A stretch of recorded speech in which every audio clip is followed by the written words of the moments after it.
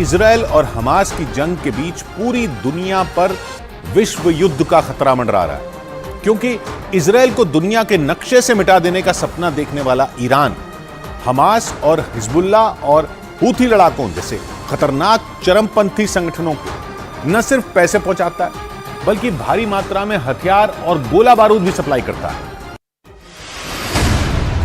और अगर ईरान में बनाए गए तीनों परमाणु बमों में एक भी इन संगठनों के हाथ लग गया तो दुनिया में कैसी तबाही मचेगी, इसका अंदाजा भी लगाना मुश्किल है। हमास के साथ इजरायल की जंग के दौरान आए दिन ईरान समेत कई मुस्लिम देश इजरायल और अमेरिका को आंखें दिखा रहे हैं और गाजा पर इजरायल के हमलों को उसकी सबसे बड़ी गलती बता रहे हैं। वहीं अमेरिका समेत कई पश्चिमी देश इजरायल के पीछे हथियार और गोला बारूद लेकर पूरी मजबूती के साथ खड़े हैं। यानी अगर परमाणु हथियारों के साथ ईरान जंग में कूदा तो तीसरा विश्व युद्ध शुरू होने में देर नहीं लगेगी, क्योंकि अमेरिका के साथ उसकी दुश्मनी दशकों पुरानी है और बीते कुछ साल से दोनों के बीच जंग की तलवार खिंची हुई है। और इसी वजह से दुनिया को डर सताने लगा कि अमेरिका और इजरायल को रोजाना बदले की धमकी देने वाला ईरान कहीं युद्ध का नया मोर्चा न खोल दे। जंग की दहलीज पर खड़े अमेरिका और ईरान 35 साल पहले भी एक दूसरे से सीधी जंग लड़ चुके हैं, लेकिन गाजा पर इजरायल के हमलों और अमेरिका की इजरायल को खुली मदद से ईरान का खून खौल रहा है और बीते 40 दिन में दोनों एक दूसरे को कई बार जंग की धमकी भी दे चुके हैं। अमेरिका और ईरान में बढ़े हुए तनाव के बीच यूएन की संस्था IAEA यानी इंटरनेशनल एटॉमिक एनर्जी एजेंसी की एक रिपोर्ट ने अमेरिका समेत दुनिया भर के देशों के होश उड़ा दिए। IAEA की रिपोर्ट में दावा किया गया कि ईरान ने करीब 128 किलो यूरेनियम इकट्ठा कर लिया। IAEA के मुताबिक एक परमाणु बम बनाने के लिए 42 किलो यूरेनियम की जरूरत होती है और जितना यूरेनियम ईरान के पास है वो 3 परमाणु बम आसानी से बना सकता है। लेकिन परेशानी उस यूरेनियम की शुद्धता से है। IAEA का मानना है कि परमाणु बम बनाने के लिए यूरेनियम का 90% तक शुद्ध होना जरूरी है, लेकिन ईरान के पास मौजूद यूरेनियम उतना शुद्ध है या नहीं, इसकी सही जानकारी किसी के पास नहीं है। ईरान दुनिया की नजरों से छिपाकर अपना परमाणु कार्यक्रम चलाता है। उसके पास परमाणु कार्यक्रम को दुनिया की शांति के लिए खतरनाक बताते हुए अमेरिका और इजरायल ये दावा कर चुके हैं कि ईरान के परमाणु बम गलत हाथों में चले गए तो दुनिया में महातबाही आ सकती है। हालांकि ईरान के परमाणु कार्यक्रम पर संयुक्त राष्ट्र और अमेरिका की 24 घंटे नजर बनी हुई है और उसी के आधार पर सितंबर महीने में ही अमेरिका के रक्षा मंत्रालय ने दावा किया था कि ईरान के पास 14 दिन के अंदर परमाणु हथियार बनाने के लिए जरूरी तकनीक और बुनियादी ढांचा मौजूद है। यानी वो परमाणु बम बनाने के बेहद करीब है। करीब 22 साल से ईरान परमाणु ताकत हासिल करने की कोशिश में जुटा है। हालांकि 2010 में उसे रोकने के लिए यूएन सिक्योरिटी काउंसिल, यूरोपीय यूनियन और अमेरिका ने कई तरह की पाबंदियां लगा दी थी। यहां तक कि जनवरी 2020 में अमेरिका ने ईरान पर लगाए गए प्रतिबंधों को और ज्यादा सख्त कर दिया था। और अमेरिका के वैज्ञानिकों ने अपनी सैटेलाइटों को ईरान के ऊपर नजर रखने के लिए सुपर एक्टिव कर दिया है, जिसके बाद ईरान की न्यूक्लियर साइटों से सामने आई तस्वीरों ने अमेरिका और संयुक्त राष्ट्र के शक को शीशे की तरह साफ कर दिया था। अमेरिका ने सैटेलाइट तस्वीरों के आधार पर दावा किया था कि ईरान पहाड़ी इलाके में सैकड़ों फीट गहरी सुरंगें खोदकर परमाणु हथियार बना रहा है और अपने परमाणु कार्यक्रम से जुड़ी जानकारियां दुनिया से छिपा रहा है।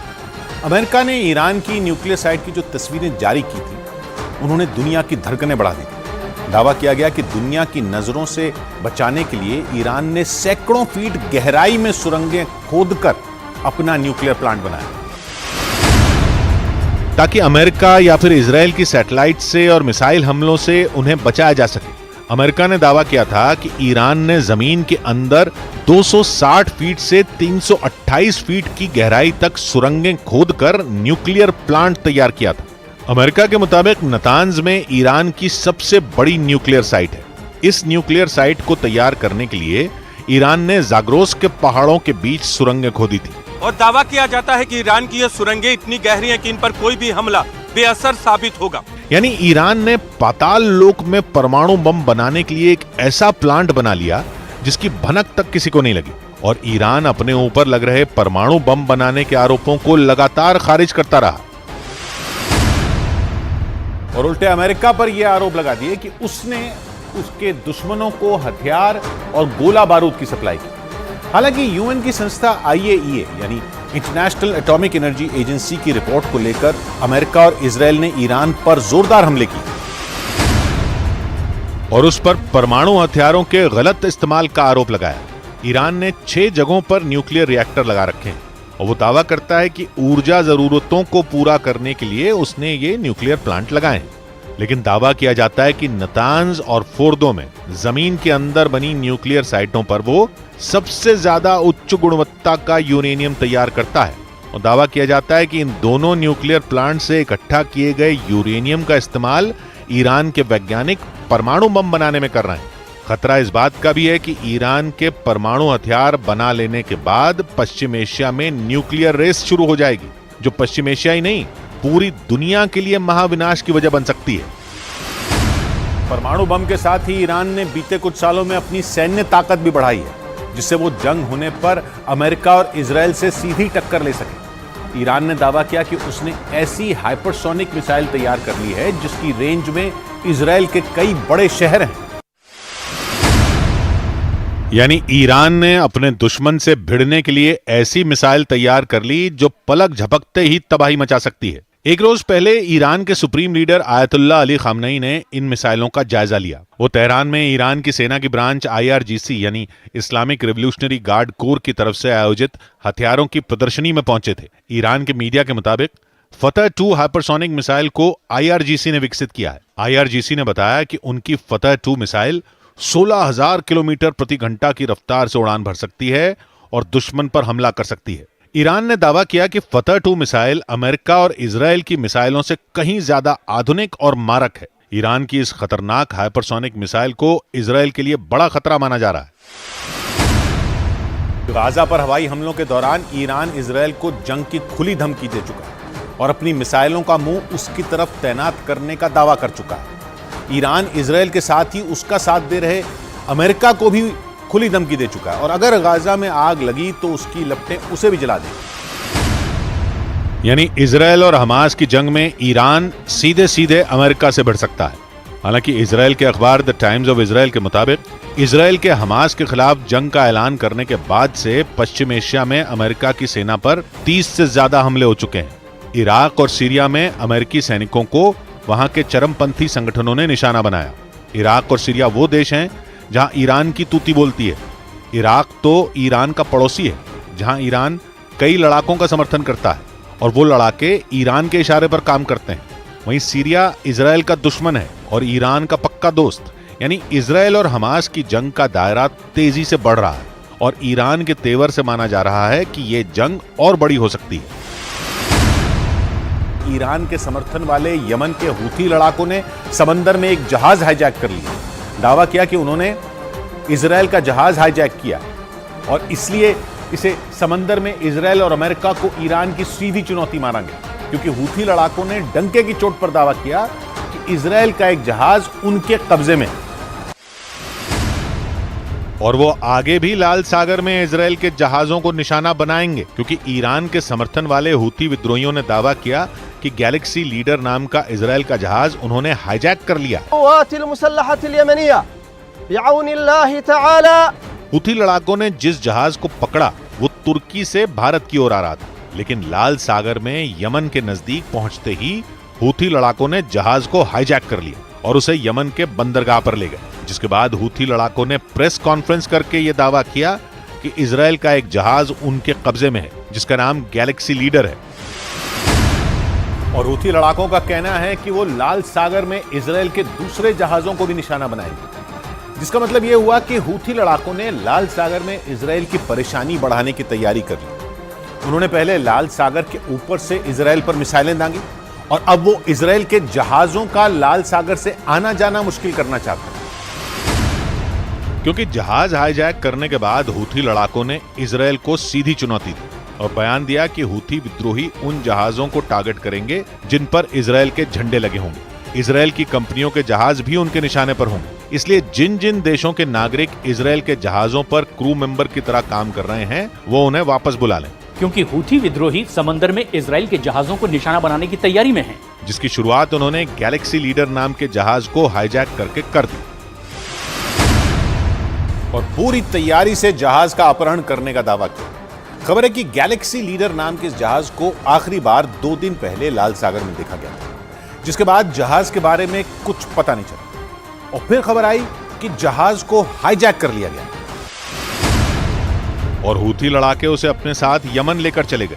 हूथी लड़ाकों ने अपनी प्रेस कॉन्फ्रेंस में बताया कि जैसे ही जहाज यमन के नजदीक पहुंचा, हूथी लड़ाकों का हेलीकॉप्टर जहाज के ठीक ऊपर पहुंच गया और धीरे धीरे कई हूथी लड़ाके जहाज पर उतर गए, जिसके बाद उन्होंने जहाज को कब्जे में ले लिया और इसी के साथ संकेत मिल गए कि लाल सागर में जंग का एक नया मैदान तैयार हो रहा है, जिसमें हूथी लड़ाके इजराइल से सीधा भिड़ने की तैयारी में हैं। क्योंकि उन्होंने केवल जहाज का अपहरण ही नहीं किया, बल्कि ये भी बोल दिया कि लाल सागर में यमन के नजदीक से इजराइल का जो जहाज गुजरेगा, हूथी लड़ाके उसे अगवा कर लेंगे। लेकिन इजराइल ने हूथी लड़ाकों के दावे को यह कहकर खारिज कर दिया कि लाल सागर में हाईजैक किया गया जहाज उसका नहीं था और उस जहाज पर एक भी क्रू मेंबर इजराइल का नहीं है। यानी इजराइल ने हूथी लड़ाकों के दावे को ही नकार दिया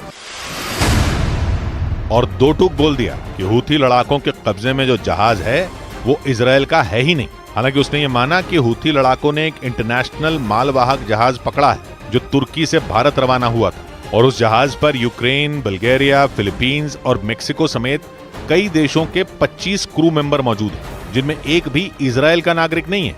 यही नहीं, इजराइल ने कहा कि इस मालवाहक जहाज की मालिक ब्रिटेन की एक कंपनी है और जापान की एक कंपनी इस जहाज को चला रही थी। आसान शब्दों में कहें तो ब्रिटेन के जहाज को जापान इस्तेमाल कर रहा था। ये दावा इजराइल ने किया और हूथी लड़ाकों के इजराइल का जहाज हाईजैक करने के दावे को ही नकार दिया।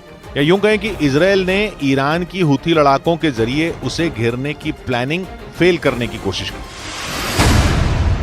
क्योंकि इजराइल ने केवल उसका जहाज हाईजैक होने की खबर खारिज नहीं की, बल्कि इस मामले में ईरान को भी घसीट लिया और दो टूक बोल दिया कि हूथी लड़ाकों का यह कदम ईरान की एक आतंकी हरकत है। यमन के हूथी लड़ाकों के सिर पर ईरान का हाथ माना जाता है और इसीलिए इजराइल ने इस मामले में बेझिझक होकर ईरान का नाम लिया। गाजा जंग के बाद इजराइल और ईरान के बीच का तनाव बढ़ चुका है और जैसे ही खबर आई कि हूथी विद्रोहियों ने लाल सागर में एक जहाज का अपहरण किया है, इजराइल आक्रामक हो गया और नेतन्याहू के कार्यालय का बयान आया कि ये ईरान की एक और आतंकी हरकत है जो समंदर के उन रास्तों पर खतरा बढ़ाती है जहां से अलग अलग देशों के जहाज गुजरते हैं, क्योंकि ईरान के समर्थन वाले हूथी लड़ाके लाल सागर में खुली जंग लड़ने का ऐलान कर चुके हैं और उन्होंने इजराइल के झंडे वाले जहाजों को निशाना बनाने की चुनौती भी दी। लाल सागर में जहाज हाईजैक करने से कुछ घंटे पहले भी हूथी लड़ाकों ने धमकी दी थी। हूथी लड़ाकों ने इजराइल को सीधी धमकी दी और बोल दिया कि वो इजराइल के खिलाफ सैन्य अभियान तब तक जारी रखेंगे जब तक गाजा में जंग नहीं रुकती और इसीलिए उन्होंने ऐलान किया कि वो लाल सागर में इजराइल के जहाजों को बार बार निशाना बनाएंगे। हालांकि इजराइल ने इस बात से मना कर दिया कि उसका जहाज हूथी लड़ाकों के कब्जे में, लेकिन खबर आई कि हूथी लड़ाकों के कब्जे में जो जहाज है वो इजराइल के एक बड़े कारोबारी का है, जबकि इजराइल का कहना है कि हूथी लड़ाकों के कब्जे में जो जहाज है वो ब्रिटेन की कंपनी का है। यानी जहाज किस देश का है इसी पर पेच फंस गया, क्योंकि हूथी लड़ाके अपनी पीठ ये कहकर थपथपा रहे हैं कि उन्होंने इजराइल का जहाज अगवा कर लिया, जबकि इजराइल ने गैलेक्सी लीडर को अपना जहाज मानने से ही मना कर दिया और दुनिया इस बात पर फंस गई कि हूथी लड़ाकों के कब्जे में जो जहाज है वो असल में किसका है, क्योंकि हूथी लड़ाकों का दावा अलग है और इजराइल का अलग। सारी उठापटक के बीच ये तो पक्का है कि हमास और हिजबुल्लाह के बाद हूथी लड़ाके भी इजराइल का तनाव बढ़ाना चाहते हैं, क्योंकि गाजा में जंग के बाद इजराइल उनके निशाने पर आ गया और वो सीज फायर की मांग करते हुए इजराइल को धमका भी चुके हैं। और पिछले कुछ हफ्तों से दक्षिणी इजराइल के एलर्ट शहर पर मिसाइलों से अटैक कर रहे हैं। हूथी लड़ाकों ने एलर्ट पर ड्रोन से भी अटैक किया था। एक ड्रोन तो एलर्ट में एक रिहायशी इमारत से टकरा भी गया था, जिसके बाद इजराइल अलर्ट हो गया। उसने लाल सागर में अपने जंगी जहाज तैनात कर दिए। न्यूज 18 की टीम भी दक्षिणी इजराइल के एलर्ट शहर पहुंची, जहां लाल सागर में इजराइल की नौसेना हूथी लड़ाकों से भिड़ने की तैयारी करती नजर आई। हम लाल सागर के पास मौजूद हैं, इजराइल की सीमा के अंदर। बोट को आप देख सकते हैं लाल सागर में जो इजराइल के हैं और लगातार सीमा की निगरानी करें। हूथी लड़ाकों ने लाल सागर के रास्ते जब इजराइल पर मिसाइलें दागी थीं, तो अमेरिका भी सावधान हो गया था। उसने हूथी लड़ाकों की कई मिसाइलों को मार गिराने का दावा भी किया था और बाकी का काम इजराइल के एरो 3 मिसाइल डिफेंस सिस्टम ने कर दिया था, जिसे हूथी लड़ाकों के सक्रिय होते ही दक्षिणी इजराइल में सीमा पर तैनात कर दिया गया था। पिछले कई हफ्तों से एरो 3 मिसाइल डिफेंस सिस्टम ने लाल सागर में हूथी लड़ाकों की कई मिसाइलों को मार गिराया, लेकिन हूथी लड़ाके नहीं रुके। उल्टा उन्होंने इजराइल पर हमले तेज करने के संकेत दे दिए, जिसके लिए लाल सागर में जंग का माहौल बनता दिखा, क्योंकि हूथी लड़ाके लाल सागर के रास्ते ही मिसाइलें दाग रहे हैं और इसीलिए इजराइल ने वहां अपने जंगी जहाजों की गश्त बढ़ा दी। अफ्रीका और एशिया को अलग करने वाला लाल सागर हिंद महासागर में एंट्री का रास्ता खोलता है, जिसकी सीमाएं यमन, मिस्र, सूडान, सऊदी अरब और इजराइल जैसे देशों से लगती हैं। इसके पूर्वी छोर पर सऊदी अरब और यमन जैसे देश, जबकि पश्चिमी छोर पर मिस्र और सूडान जैसे देश, और इन सब के बीच इजराइल का भी एक छोटा सा कोना लाल सागर से लगता है, जहां इजराइल का एलर्ट शहर बसा है। हूथी लड़ाकों के निशाने पर दक्षिणी इजराइल का यही शहर है, जिसे इजराइल के सबसे शांत शहरों में गिना जाता है। लेकिन गाजा की जंग की आंच इजराइल के इस शहर तक भी पहुंच गई, क्योंकि इजराइल के खिलाफ हमास का साथ देने के लिए हूथी लड़ाके मैदान में आ गए और यमन की राजधानी सना से करीब 2000 किलोमीटर दूर इजराइल के एलर्ट शहर पर मिसाइलें दागने लगे। यही नहीं, जैसे ही हूथी लड़ाकों ने इजराइल का जहाज हाईजैक करने का दावा किया, हमास का बयान आ गया, जिसमें उसने कहा कि हूथी लड़ाकों का यह कदम तारीफ के काबिल है। जिसका मतलब ये हुआ कि ट्रिपल एच कहे जाने वाले हिजबुल्लाह, हूथी और हमास के लड़ाके एक दूसरे का साथ दे रहे हैं। और इन तीनों कट्टरपंथी संगठनों की आड़ में ईरान अपना काम कर रहा है, क्योंकि हिजबुल्लाह को ईरान ने बनाया था। गाजा जंग में ईरान ने हमास का साथ दिया और हूथी लड़ाकों के सिर पर भी ईरान का हाथ है, और इसीलिए कहा जाता है कि ट्रिपल एच जो करते हैं वो ईरान के इशारे पर करते हैं। जैसे ही हूथी लड़ाकों ने लाल सागर में इजराइल से भिड़ने का ऐलान किया, इजराइल ने ईरान पर निशाना साधना शुरू कर दिया, क्योंकि उसे पता है कि हूथी लड़ाकों को हथियार और तकनीक दोनों ईरान से ही मिलती है। और इसीलिए इजराइल ने लाल सागर में जहाज के अपहरण का कनेक्शन सीधा ईरान से जोड़ दिया। यही नहीं, उसने इसे ईरान की आतंकी हरकत बोल दिया। मतलब ये कि इजराइल ने हूथी लड़ाकों को नहीं, बल्कि उनकी आड़ में जंग लड़ रहे ईरान को टारगेट किया, क्योंकि लाल सागर में इजराइल के जहाजों पर संकट मंडराने से सबसे ज्यादा फायदा ईरान को ही हो सकता है, क्योंकि अगर हूथी लड़ाकों का सामना इजराइल से हुआ तो उनसे लड़ने अमेरिका भी आएगा, और हूथी लड़ाके इजराइल के साथ साथ अमेरिका को भी नुकसान पहुंचा सकते हैं। और इसीलिए अमेरिका भी सावधान हो गया। उसने ईरान को मुंहतोड़ जवाब देने की तैयारी भी कर डाली, क्योंकि पश्चिमी मीडिया ने दावा किया कि अमेरिका ने अपने खतरनाक जंगी जहाज को ईरान के पास तैनात कर दिया। उसके खतरनाक बॉमर भी ईरान के आसपास मंडराने लगे, जिसका सीधा मतलब यह हुआ कि अमेरिका की नजर ट्रिपल एच पर भी है और उसके पीछे से पश्चिम एशिया में खेल खेलने वाले ईरान पर भी। और इसीलिए अमेरिका का खतरनाक जंगी जहाज ईरान के पास ओमान की खाड़ी में पहुंच चुका है और ईरान की सीमा से केवल 300 किलोमीटर दूर खड़ा है। ये दावा पश्चिमी मीडिया ने किया और जानकारी दी कि ओमान की खाड़ी में तैनात अमेरिका के जंगी जहाज पर कई लड़ाकू विमान और मिसाइलें तैनात हैं, जो ईरान के पूर्वी और मध्य हिस्से को तबाह कर सकती हैं। जिसका मतलब ये हुआ कि ईरान को सबक सिखाने के लिए अमेरिका ने भी तैयारी कर ली है, क्योंकि केवल उसका जंगी जहाज ही नहीं, बल्कि अमेरिका का B-1 बॉमर भी तुर्की के पास लाल सागर में तैनात कर दिया गया।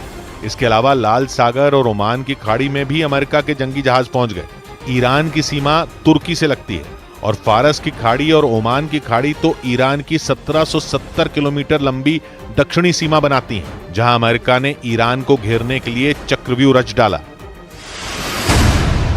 ईरान गाजा जंग की आड़ में ट्रिपल एच को हथियार की तरह इस्तेमाल कर रहा है। पहले उसने लेबनान के रास्ते इजराइल पर हमले की जमीन तैयार की और अब यमन के रास्ते दक्षिणी इजराइल को निशाना बना रहा है, जिसके लिए लाल सागर में माहौल गर्माता दिखाई देता है। क्योंकि यमन के कट्टरपंथी शिया हूथी लड़ाकों ने लाल सागर में जहाजों को अगवा करने का प्लान बनाया।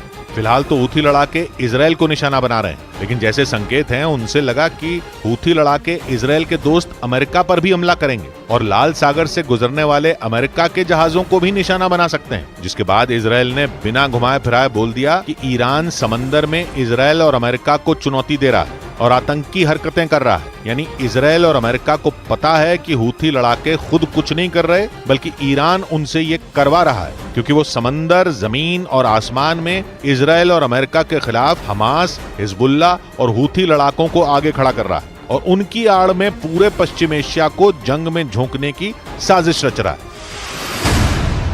हिजबुल्लाह ने सिर्फ हमले ही नहीं किए, बल्कि एक वीडियो जारी कर इजराइल को बड़ी धमकी भी दे दी। हिजबुल्लाह ने इस वीडियो के जरिए यह बताने की कोशिश की कि उसके लड़ाके सीमा पार करके भी इजराइल की जमीन पर हमले बोलने के लिए तैयार हैं। यानी वो इजराइल की सीमा में घुसकर कभी भी उसके साथ सीधी जंग छिड़ सकते हैं। हिजबुल्लाह और इजराइल के बीच सीमा पर 7 अक्टूबर के बाद से ही लड़ाई छिड़ी हुई, लेकिन अब तक दोनों एक दूसरे पर ड्रोन, रॉकेट और मिसाइलों से ही हमले बोल रहे हैं। ऐसा पहली बार हुआ जब हिजबुल्लाह ने वीडियो जारी करके इजराइल को चेतावनी दी कि वो आ रहे हैं। और इसी वजह से ये माना जा रहा है कि हिजबुल्लाह के लड़ाके इजराइल की सीमा पार जाने के लिए बिल्कुल तैयार बैठे हैं। यानी जो लड़ाके सीमा पार से इजराइल की सेना को चुनौती दे रहे थे, वो सीधे इजराइल में घुसकर वहां कत्लेआम मचा सकते हैं। इसका मतलब ये कि इजराइल पर एक बार फिर 7 अक्टूबर जैसे हमले का खतरा मंडरा रहा है, लेकिन इस बार उसका दुश्मन हमास से कहीं ज्यादा खतरनाक और ताकतवर है। हिजबुल्लाह ने वीडियो जारी कर यह बता दिया कि इजराइल के लिए वो हमास से कहीं बड़ा खतरा है। हिजबुल्लाह के जोरदार हमले की जानकारी खुद इजराइल की सेना की तरफ से दी गई। सेना ने यह जानकारी दी कि 1 घंटे के अंदर ही हिजबुल्लाह ने उसके कई इलाकों पर 3 ड्रोन और 25 रॉकेट दाग दी। यानी हिजबुल्लाह ने एक साथ ऐसे ताबड़तोड़ हमले बोले कि इजराइल की फौज भी कुछ देर के लिए खौफ से भर गई।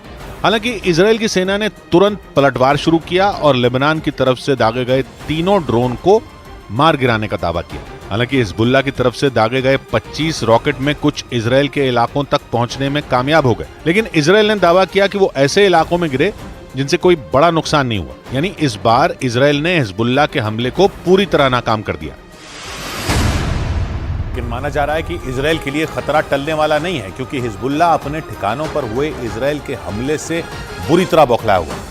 हिजबुल्लाह के हमलों से पहले इजराइल की सेना ने दक्षिणी लेबनान पर एयर स्ट्राइक कर वहां तबाही मचा दी, जिससे भड़का हिजबुल्लाह अब युद्ध का नया मोर्चा खोलने की तैयारी में जुट गया, ताकि वो इजराइल के हमलों का बदला ले सके। क्योंकि इजराइल की सेना ने दक्षिणी लेबनान में अपनी खतरनाक मिसाइलें दागकर वहां बने एल्यूमिनियम प्लांट को तबाह कर दिया। बताया गया कि इजराइल की फौज ने एल्यूमिनियम प्लांट पर ड्रोन के जरिए हमले किए, जिसके बाद वहां जोरदार धमाका हुआ और पूरा इलाका आग की लपटों से घिर गया। हालांकि इजराइल के इस भीषण हमले में किसी के मारे जाने का दावा नहीं किया गया, लेकिन इजराइल की इस कार्रवाई से हिजबुल्लाह उस पर भड़क गया और माना जा रहा है कि दक्षिणी लेबनान पर हुई एयर स्ट्राइक की वजह से ही हिजबुल्लाह अब इजराइल के सैन्य ठिकानों को चुन चुन कर निशाना बना रहा है, जिसमें ईरान उसकी खुलकर मदद कर रहा है। जो जंग में इजराइल के लिए बड़ी चुनौती बना हुआ, क्योंकि ईरान सीधे तौर पर नहीं, लेकिन दावा है कि उसके हथियारों के दम पर ही हमास के लड़ाके इजराइल की सेना पर हमले कर रहे हैं। और दावा है कि हमास के साथ हिजबुल्लाह के लड़ाके भी ईरान के खतरनाक हथियारों का इस्तेमाल कर रहे हैं, जो इजराइल की सेना के लिए बड़ी मुसीबत बने हुए हैं। क्योंकि ईरान जंग में खुले तौर पर इजराइल का विरोध कर रहा है और माना जा रहा है कि वो इजराइल से सीधी जंग नहीं लड़ना चाहता, इसलिए ईरान उसके दुश्मनों यानी हमास और हिजबुल्लाह का मददगार बनकर उन्हें हथियारों की सप्लाई कर रहा है, जो इजराइल के लिए खतरा साबित हो सकता है। इसलिए इजराइल अपने दोस्त अमेरिका की मदद लेकर उसके ठिकानों पर हमले करवा रहा है, क्योंकि सिर्फ इजराइल ही नहीं बल्कि अमेरिका भी ईरान को अपना दुश्मन मानता है। अमेरिका की सेना ने तो कुछ दिनों पहले ही सीरिया में ईरान के चरमपंथी संगठनों के ठिकानों पर हमले करने का दावा किया था, क्योंकि 7 अक्टूबर को इजराइल पर हुए हमलों के 10 दिन बाद ही सीरिया में अमेरिका के सैन्य ठिकानों पर ईरान के चरमपंथी संगठन के लड़ाकों ने हमले कर दिए थे। अमेरिका और इजराइल मिलकर ईरान को सबक सिखाना चाहते हैं, ताकि हमास और हिजबुल्लाह जैसे खतरनाक चरमपंथी संगठनों का एक साथ सफाया हो सके। क्योंकि ईरान ही इन दोनों संगठनों को और ताकतवर बनाने में जुटा है और उन्हें मिटाना अमेरिका और इजराइल के लिए इतना आसान नहीं है। माना जा रहा है कि ईरान इजराइल और उसके समर्थन में आए देशों को जंग में उलझाए रखना चाहता है, इसीलिए तो उसकी सेना की ब्रांच IRGC यानी Islamic revolutionary guard core Syria और इराक में अमेरिका के सैन्य अड्डों को निशाना बना रही है। और आरोप है कि इसमें ईरान के चरमपंथी संगठन के लड़ाकों का भी हाथ है। ऐसा इसलिए क्योंकि जंग में अमेरिका इजराइल के साथ खड़ा है और ईरान ये नहीं चाहता कि कोई भी देश इजराइल की ढाल बने। लेकिन इजराइल और अमेरिका भी पीछे नहीं हटना चाहते। अमेरिका की सेना सीरिया और इराक में ईरान के चरमपंथी संगठन के लड़ाकों के खिलाफ लगातार कार्रवाई कर रही है। कि 7 अक्टूबर को हमास के लड़ाके अल शिफा अस्पताल में ही बंधकों को लेकर आए थे और बाद में उन्हें सुरंग के जरिए दूसरी जगहों पर भेजा गया। इजराइल की सेना की तरफ से जारी किए गए उस वीडियो में हथियारों से लैस कुछ लोग एक आदमी की गर्दन पकड़कर उसे जबरदस्ती अल शिफा अस्पताल के अंदर ले जाते नजर आए, जबकि एक दूसरा आदमी बुरी तरह घायल दिखाई दिया। उसे स्ट्रेचर पर लिटाया गया था। इजराइल की सेना ने दावा किया कि हमास ने इसी तरह से बंधकों के साथ बर्बरता की और 7 अक्टूबर को उन्हें जबरदस्ती इजराइल से गाजा के अल शिफा अस्पताल लेकर पहुंचे थे। इजराइल की सेना के मुताबिक उस वीडियो में हमास के लड़ाके जिन 2 लोगों को जबरदस्ती अस्पताल में ले जाते दिखाई दिए वो नेपाल और थाईलैंड के नागरिक हैं। हालांकि उन दोनों को अल शिफा अस्पताल में पहुंचाने के बाद उनके साथ क्या हुआ, उन्हें बाद में कहां छिपाया गया, इजराइल की